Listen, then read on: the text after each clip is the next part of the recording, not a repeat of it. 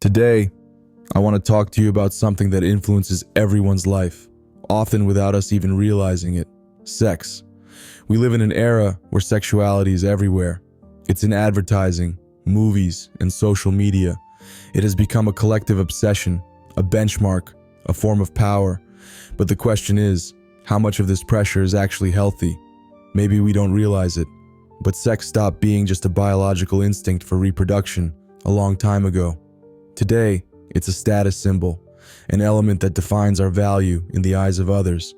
And this is especially true for men. The more sexually active you are, the more successful you are perceived to be.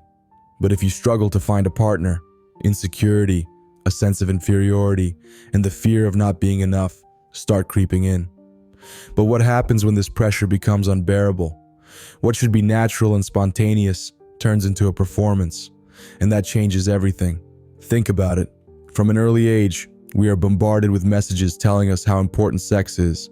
We grow up in a world where male virility is often measured by sexual experiences. And then there's pornography, unrealistic images, scripted stories, scenarios that have nothing to do with real life. In these videos, sex is a mechanical performance, an act dominated by the desire for possession, power, and appearance. And what happens when real people start comparing themselves to these standards? A constant fear of not being good enough develops. Performance anxiety increases. And so, sex, which should be an intimate and natural experience, becomes a spectacle to be judged, another competition to win. But that's not the only problem. There's something even deeper at play. When sex becomes a measure of social value, those who struggle to have sexual experiences automatically feel inferior. Especially among heterosexual men, this frustration can turn into resentment. And this is where the INCEL phenomenon comes in, short for involuntary celibate. These are men who cannot find sexual partners and blame external factors like their physical appearance or women's selectivity. But the reality is more complex.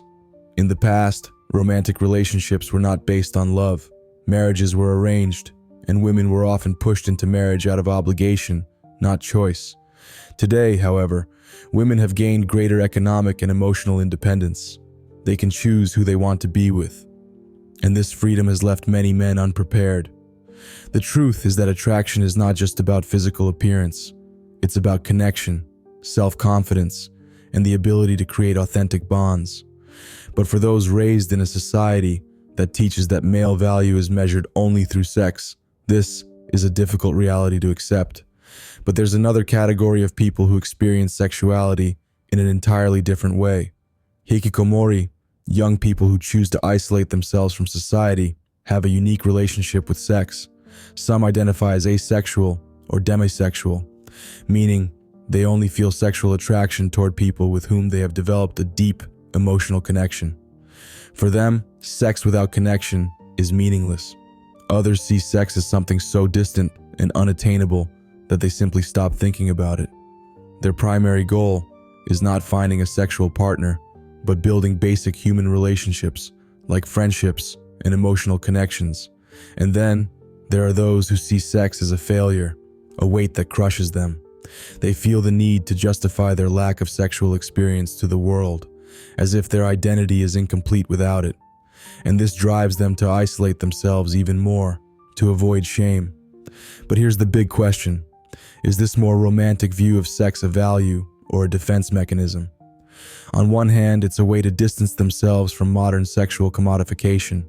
On the other, it could be a way to protect themselves from a pain too deep to face, from a void that seems impossible to fill. And this brings us to the core issue. In a world that teaches us we must always measure up, that we must conquer, prove ourselves, and compete, sex becomes just another performance. But what if we stop for a moment to reflect?